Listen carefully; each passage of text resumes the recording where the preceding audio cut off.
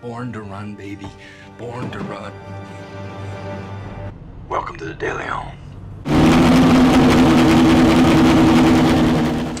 Hello, slot car racers. This is Rob De Leon with the De Leon Slot Car Raceway. And if you're watching this video now, there's a pretty good chance it's Sunday and I'm at Electric Dreams playing with slot cars. So I decided to make this video because I wanted to both give you a little bit of background into my growing up and how I got involved with slot cars, and also to just say thank you to all the fathers out there that are still with us and fathers that are not, and also maybe soon to be fathers. Thank you for everything that you do for us. Now that I'm a father myself, you know, I'm trying to introduce my kids into the various hobbies like my dad introduced me when I was growing up. So we start off, well, first off, before we even do that, I want to say it's probably a little noisy in here because I have a fan turned on and I have my trusty heat gun here, and according to this, it's about 95 degrees. It feels like it's 100, but I tried to make the video at least 3 times, and my little GoPro shut off on me at least 2 or 3 times. It would not get through the entire video because of the heat in here. So we're back to the old iPhone, and we're kind of keeping the lights down so it doesn't feel too hot. So my dad gets out of the Navy about 1962, and he decides to buy his first car, from what I can understand. It's a 1957 convertible Chevy Bel Air. And he drives that across country from Rhode Island to Arizona, where he grew up, hence the desert theme of my racetrack. I did that to honor him and where he grew up, and this would have been kind of the landscape he would have been used to. So my dad's heavily into cars. Early on, he's going out with my mom. A lot of his dates, if you will, were spent at the racetracks, taking my mom out to go see the drag races. And he would go to probably Orange County drag strip, probably Pomona, and any other drag strips that were happening. Lions, I think, was happening there too. I don't know if that was also part of Orange County. He would either go to those drag strips, or he would also go to Ontario Raceway and Riverside Raceway, because he didn't just stick to drag racing. He liked road racing, he liked off-road racing, drag boat racing. You know, if there was an engine involved, my dad was into it. So he passes his love of automobiles to myself and my brother. The story was, is my dad would buy me these Hot Wheels, and Hot Wheels came out in 1968, same year I was born. And my mom would say that it worked out pretty good because I would take my Hot Wheels and I would hold them in my hands like this. And basically I couldn't get in trouble. I couldn't pick stuff up and stick it in my mouth, and I wasn't messing with stuff because I always had cars in my hands. So this one here is my original 4J Hot Wheel. And if you older Hot Wheel collectors will remember, back in the day, they didn't have tampos, and the decorations were basically you putting the decals they provided on your own car. And I also have a Silhouette, and this was one of my favorites as well. And also this one here, which has seen better days. This was my Camaro. It's an early custom Camaro. And I've been collecting Hot Wheels for the past 40 some odd years. I couldn't even tell you how many I have now. I also was collecting RC cars and building RC cars and anything to do with cars in general. But back to growing up, when I was a kid, my dad bought me my first slot car set. It was battery powered, and it was basically a couple of small little plastic dune buggies. They looked like Myers Manxes. I think one was pink and one was green. And they went around a small figure 8 track, and these were battery powered. So you know, you had just enough juice to barely get them around the track. I think more so than anything, I was probably trying to get them running all the time. They would get stuck and they wouldn't work. We progressed from that to Sizzlers. And Sizzlers was a very natural progression because it was kind of like Hot Wheels with motors on them. And you would charge them up and stick them on the track, and they would run for a few minutes, and then the battery would die out and you would charge it up again. Unfortunately, with Sizzler, there was no way to control the car, and that was what we were really missing back then. We wanted to be able to control something. Eventually, what happens is my dad gets us our first slot car track, but before he buys the track, he gets us a 3-car set, and I remember it was like it was yesterday.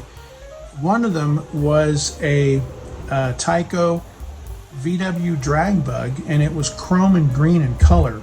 And another one was called the Blue Max, and I think the third one was a Corvette of some sort. So these 3 cars are sitting in their little acrylic case, you know, the little jewel case, and my brother and I are staring at them, and we want nothing more than just to put them on a track. But we didn't have a track back then. He hadn't purchased that. So eventually he comes home with a track maybe a few weeks later.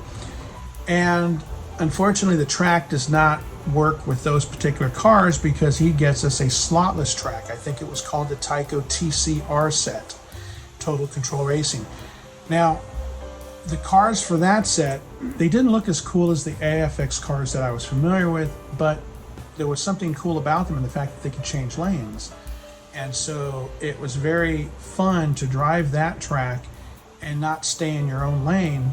And if you wanted to, you can kind of jump in front of somebody and then shut the door on them and change lanes in front of them. So it was kind of a fun raceway to have. We used that for a while, and then eventually we kind of grew out of it, went to high school. There was no talk of slot cars or slot car racing at that point. Later on, I was probably somewhere in college, and I am also working for a place called Johnny Speed and Chrome out in Buena Park. And while I was there, I found there was a commercial track in Buena Park, and I ended up going there one time, and I went to another place out in Brea, and a friend of mine, we would take our cars that we purchased there, and I think my car was a Parma Champion that I still have today, and we would run those cars for a few months, and then eventually we would get bored and go on to something else. And all this meanwhile, RC is still kind of constantly in my life, and so I was still enjoying that. Eventually we put those cars away, and life gets in the way. I get married, we have kids, and I want to introduce my kids to slot cars, but I'm not really looking to buy a new slot car track. Now, I do have a set of old AFX cars that a buddy gives me, and I've got a whole box of like 30 of those vehicles, and I was on the lookout for an AFX track. Eventually my dad brings over a track. It's an AFX track. It's one of their larger tracks that goes up the wall and does all kinds of stuff. And so I have full intention of building that track, putting it in the garage, and that would be our track. We'd have an HO track. But I never got around to it, and everything kind of just sat. And then I discover Anki Drive, and I buy Anki Drive, and we set that track up in the living room. It takes up kind of a lot of space. The cars have kind of an intelligent feature on them where they have a camera and they read the track so they can tell where they're at on the track. And the kids operate them through the use of a tablet or a iPhone, or just any phone in general. And they get to do things like launch missiles at each other's cars or hide secret oil slicks behind their car. And it was really fun for a while, and eventually put that away, but that kind of sparked my interest in getting back into slot cars. So back about 2018, I meet Joe through a Craigslist ad. He's looking for a bassist for his band, and I happen to be a bassist at the time, still am. And we start a surf band called the Piranhas. And while we were practicing, COVID ends up hitting, and we realize we really can't play live at any point at this time. So we start looking at getting into things, and I start asking questions. He shows me a slot car that he collected years ago, and I tell him I've got slot cars, And so for 2 years, we didn't even know that we were into slot cars. We reveal that we had a love for these things, and at the same time, we discover there's a track locally to us called Track Time. So I decided to go down to Track Time, and I introduced myself, and I bought a car, and everybody's wonderful down there. And I start racing this car, and this was a ready-to-run car that I bought, and it was actually white, and I stripped all the paint off with brake fluid, and then repainted it with Lexan paint, because I also was doing a lot of RC. And then I designed this little logo on the side and stuff. Anyway, this car here won one of the larger races they had at Track Time, and with the proceeds that I had won from that race, I was able to purchase the beginnings of this set, and this was called, I believe, Speed Memories, and it was a 2-car set, digital Carrera. And from then on, I ended up basically expanding my collection of cars, expanding the track, and then I decided I wanted to build something. So I found an online track editor, built the kind of layout I wanted, massaged it a few times, and then built the table. And it was probably a few years ago, if not maybe, no, it was a few years ago. When you get old, you don't remember a whole lot of stuff and when it happened. But anyway, so since then, Joe and we swap back and forth, and we go to each other's tracks and we race and stuff. And it's kept us pretty busy. And at the same time, we're doing racing at Track Time, and we're going down at Electric Dreams and just kind of messing around down there. And so that's where everything came from. It basically started off as a small little battery-powered set that my dad bought me.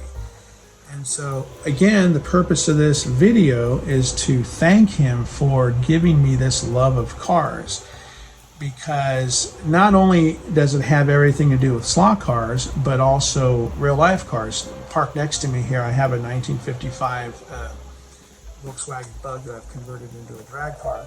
And I also have a 1959 Bug that is kind of like a cruiser. And I also have a love for New Beetles, which I have a 2000 Turbo New Beetle. And so at the time I was drag racing, I also decided to scratch build this guy. And so this was also a track winner at some point. I had won at least one race with it. And I'd scratch built the chassis to this car. And as you can see there, it's just basically a soldered up metal chassis. Built a custom drag wing to it. And had a lot of fun with these up until the point where I started having to deal with family issues, and I could no longer go to the drag strip. So basically I was kind of stuck at home, and have been basically just working on my own track.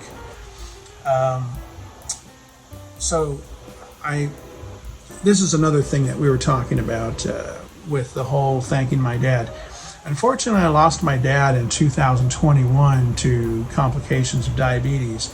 So he was never actually able to see this track being built. I think he'd be really proud to see it now, and how it looks.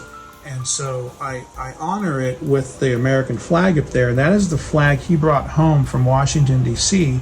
during his flight with Honor Flight as a veteran.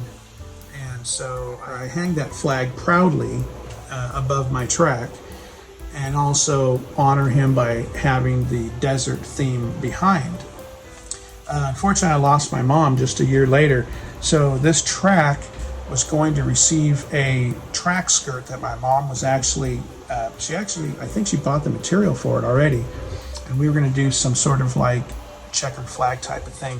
But unfortunately, she passed away this past February unexpectedly of a heart attack. So we've been dealing with a lot, and that's why I haven't got out to a lot of the slot car places, or even attending the model club I belong to.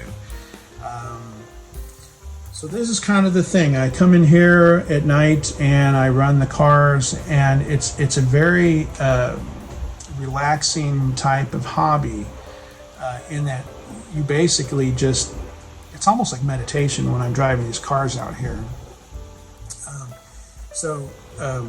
this is kind of what we're doing now, and I decided to start the channel just to document stuff, you know, after everything that was going on with my folks, and trying to find video of them, you know, that I could use for later purposes. I realized we never took video of them hardly, and so I decided I wanted to have something that I could have as documentation for the things I was into, hence the YouTube channel. So here we are, and like I said, it's going to be Father's Day tomorrow, and so again, I wanted to honor all of the dads. And as you may know, if you've ever been to a recent slot car track, you know, recently, you'll notice that most of the people that are there are in their 50s, 60s, and 70s, and that's no accident. It's because, you know, most of the people there grew up with this stuff, and they've kept it close to them. You might have drifted away for a while, but you've eventually come back because this is something that we find a lot of comfort in. And so it's a very nostalgic hobby, you know. There are much more advanced hobbies than this, but this is something that we really enjoy. So if you're a dad and you have kids, introduce them to this stuff, because there's a generation out there that needs to carry on. You know, we're all getting older, and you know, I can hardly remember what I was doing last week. So we need the younger generation to start enjoying this hobby, so that they can have their own stories and experiences to tell later. Anyway, with all that said, happy Father's Day, and hopefully we can make some more videos. If you see me tomorrow walking around playing with slot cars, come by and say hi, and we'll see you then. You know, we'll put together another video, and we'll do this once more. All right, bye for now.